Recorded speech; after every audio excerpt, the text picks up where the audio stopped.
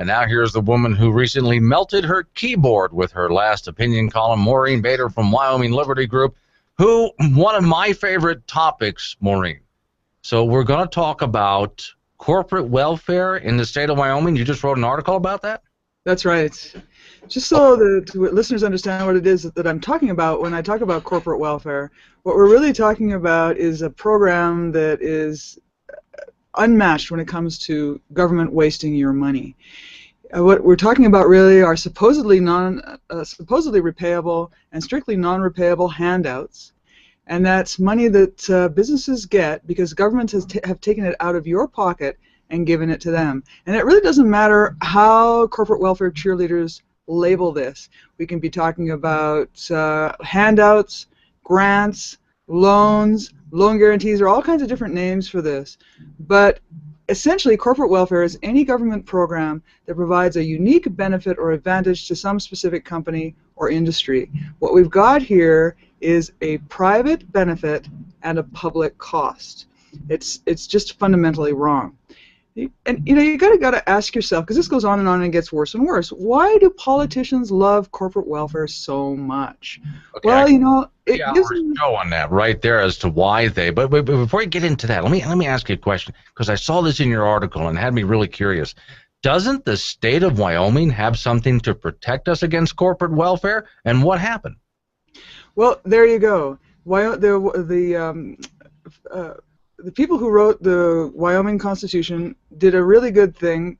They understood that politicians do have this tendency to want to give other people's money away for their own benefit. So there's actually an article in the Constitution. Now you've got me way ahead of my notes here. Oh, I'm sorry. Called Article 3, Section 36 of the Wyoming Constitution, and it prohibits appropriations to any person, corporation, community, not under the absolute control of the state.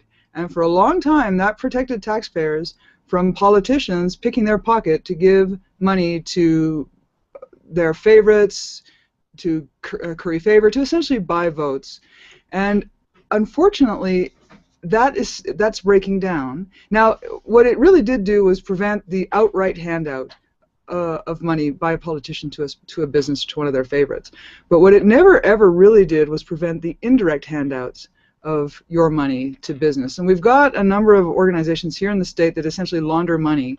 One is the Wyoming Business Council, and the other, of course, are these leads corporations that the counties have.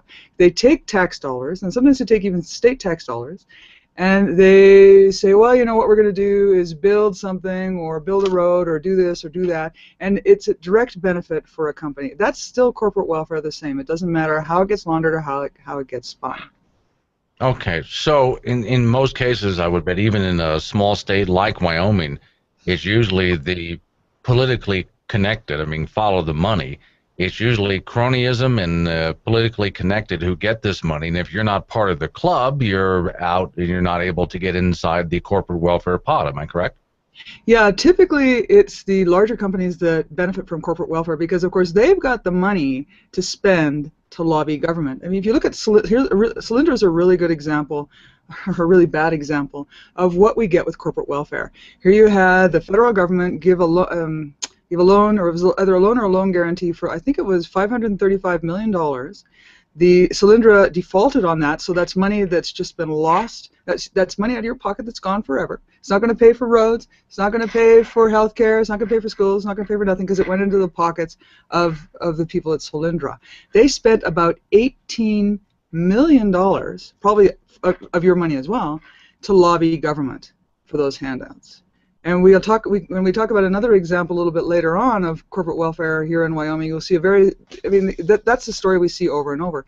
But you can see that it's really only the larger companies that have the ability and the money to pay for these lobbyists who then go out and meet with think about it. You're a small business owner, or you're busy working.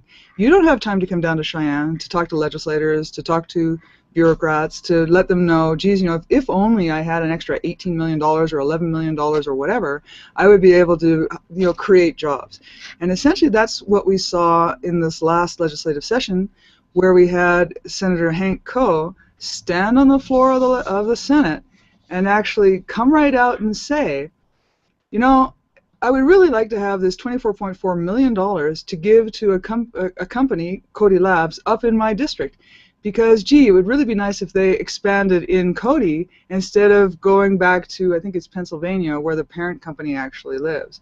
I mean, he really came right out and said, what I want to do is diversify the economy. And what people need to understand is whenever government, politicians or bureaucrats start talking about diversifying the economy, what they're talking about is giving money to businesses that they think are going to create jobs somehow or another. I mean, we've got the Microsoft data center. I think it created 40 jobs.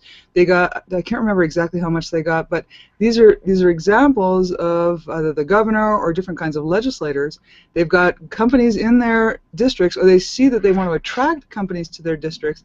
So they say, well, look, I've got all this extra taxpayer dollars that I can give to you. Why don't you come here and I'll give you this money? That essentially is what corporate welfare is.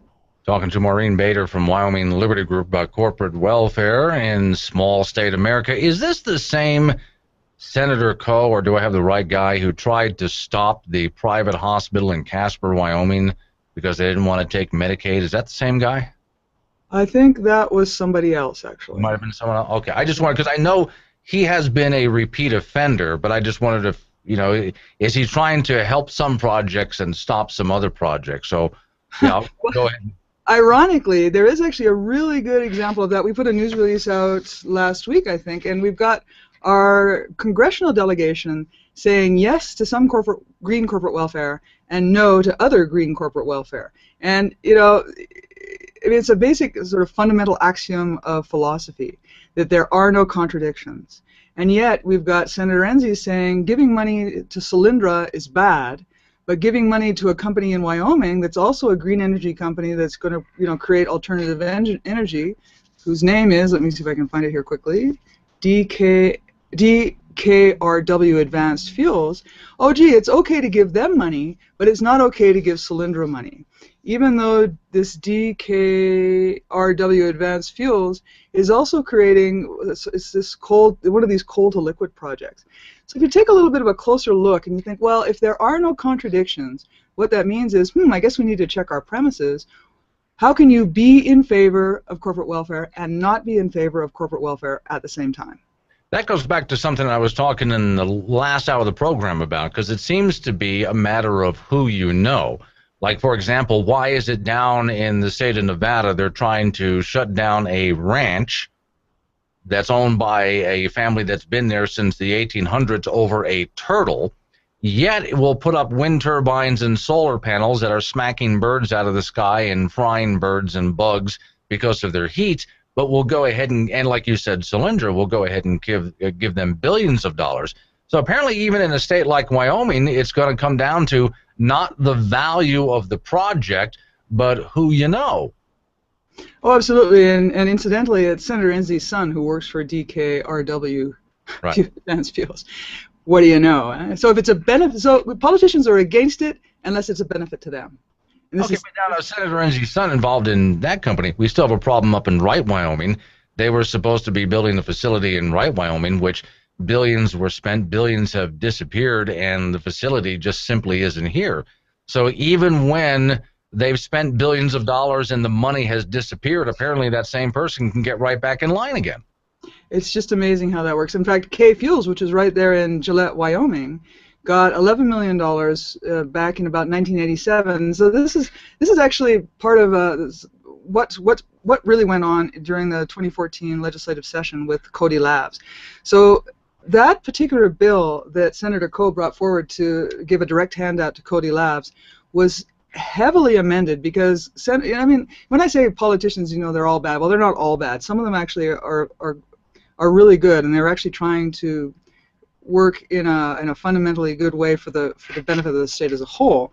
So Senator Cale Case stands up and he says, well, excuse me, you know, if that giving a direct handout to a company violates the Wyoming Constitution, and we just talked about that Article 3, Section 36 of the Wyoming Constitution.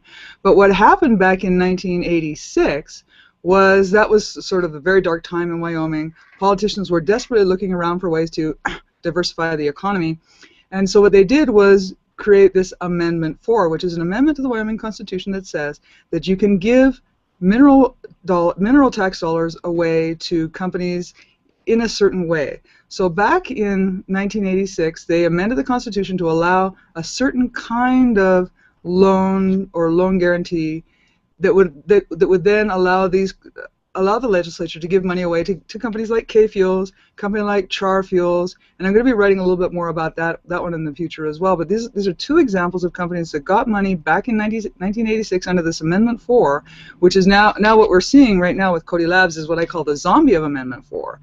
That they got the money and they essentially defaulted on it, so it was lost. There were millions of dollars lost under this Amendment 4. What happened then after about 1992 or so was that the legislature decided they weren't going to give any more money away like this because, gee, it was such a total waste of taxpayer dollars.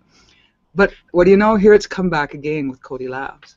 So since we're talking about a constitutional challenge here, there should anybody or has anybody offered up a constitutional challenge to any of this corporate welfare?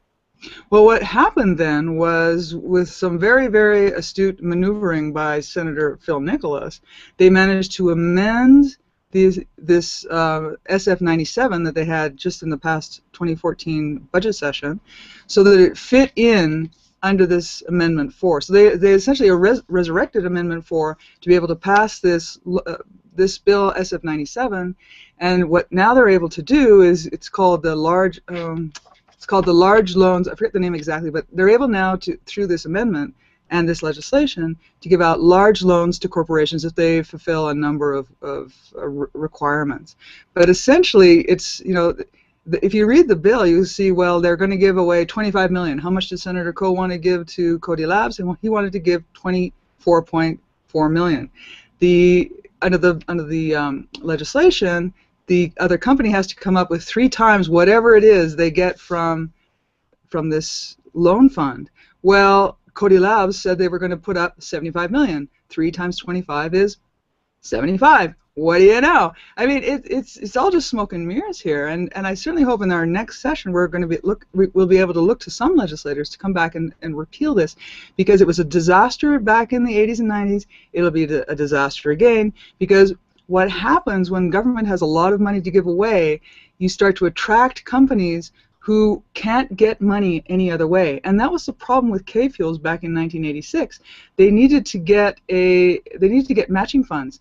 The private sector and even the federal government was unwilling to give them any money. They were able to get money from Wyoming government because they had really good connections with the Secretary of the State at the time.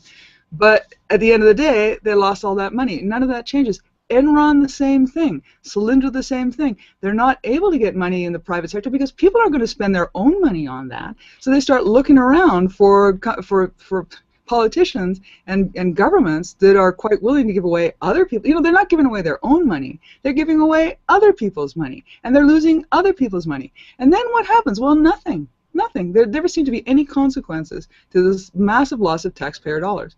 And the funny thing about this is that if we look at another really good example here in Wyoming, that was Wyoming Ethanol. Wyoming Ethanol was getting between $2 and $4 million a year. At the end of their program, here's a case actually where legislatures did the right thing. The Wyoming Ethanol subsidy ends in July 2015. Well, meanwhile, over the past 19 years, they got $38.5 million under this program. Well, in a January 2014 report from the Wyoming Department of Transportation, they said, oh, that was $38.5 million that didn't go to roads, didn't go to communities, and so you know what we're paying now? Well, I'm talking with Maureen Bader from Wyoming Liberty Group. Hold that thought, because I got to pay a couple of bills here, and then I also want to explore an idea with you. A lot of times legislators will get around a law or the Constitution just by calling something by a different name. So, I mean, maybe it's not corporate welfare if we call it something else. My guest is Maureen Bader from Wyoming Liberty Group, and we're talking about corporate welfare. And I have this theory, Maureen, and government often does this. What they will do is change the meanings of words or slightly use a similar word just so they can get around the law as it is. So instead of just directly giving somebody money, which is usually what corporate welfare does, let's go ahead and call it a loan, or we'll call it a grant, Or any other words you might be able to think of to get around the Constitution. How am I doing on my theory? Yeah, it's true. Or you call it economic diversification. You put a nice label on it. I mean, who could be against economic diversification? The problem, though, is when government or when politicians or when bureaucrats talk about economic diversification, they're not talking about creating a level playing field so that people can come here and freely invest their own money and do as well as they can in a low tax environment and a low regulation environment. What they're talking about is using your money to attract certain kinds of businesses that they seem to think, for whatever reason, whatever eco-fad happens to be on at the moment, that will be good, that it'll create jobs and all the rest of it. I mean, Cody Labs is a really good example because they currently employ about 110 people. Phase one of the project will add another 45 jobs. That's at $55,000 a year, and what they expect by the time the project is finished in 2036, and that's at the end of phase four, the entire facility will employ 360 people. So let's do the math again. You're spending $24.4 million to create, or essentially to buy, 250 jobs. That's $97,600 that taxpayers are paying per job. What we're seeing here are taxpayers being forced to buy jobs for Senator Coe up in Cody, and you see this over and over and over again. And like you were just pointing out a little while ago, okay, let's take a look at something like ethanol, for example. So in the end, it's not necessarily good for the taxpayers because we found out ethanol is worse for us, not better, and our gas prices are higher for a failed project or a failed product.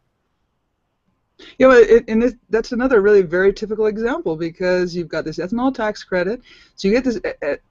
So you get these companies, they say, oh, look, Wyoming wants to give away all this money. Cool. So Renova, which is a company from Idaho, they go down to Louisiana, they buy up the parts from some old failed ethanol project, they bring it up to Torrington, they build a plant, and they get between $2 and $4 million per year in this ethanol tax credit.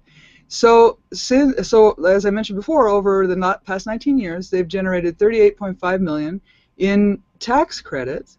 And the weird thing about this is that Renova, the parent company, has actually been in Chapter 11 since 2008. I mean, if it hadn't been for this extra money that taxpayers were forced to give to Renova, they probably would have been gone from here too. And as I mentioned just before we went off the air, they got the $38.5 million. Well, that's $38.5 million that didn't go to roads. What are we paying now? We're paying a higher fuel tax. So at the end of the day, it's the taxpayer who pays. The politicians benefit. They're able to buy votes. They're able to appear to be doing something, creating jobs, like a whole 40 jobs over at the Microsoft data center. And there are all kinds of other problems that come with that as well. In the data, I'm going to be doing some more research on this later as well, but the data centers, for instance, draw a huge amount of electricity. Well, what's happening with coal? I mean, it's very cheap to generate electricity from coal, but there's the war on coal. How likely is it we're ever going to build a new coal-fired electricity generating plant? It's probably pretty close to zero, at least in the foreseeable future. That means anything new that comes on is going to produce electricity at a higher cost. Even if natural gas prices are lower, it's still probably going to be higher than producing electricity by coal. Certainly, if you look at producing electricity by wind power, well, you're looking at a massive increase in the cost of electricity. So we have to bring these new facilities on. What that's going to do is increase the cost of electricity for everybody else. These job creation schemes that the governments bring forward are very, very costly for taxpayers in so many ways. The government has got to get out of the business of buying jobs. Thanks for coming on, Maureen. I got to run to this hard break. I'll see you next time out. See ya.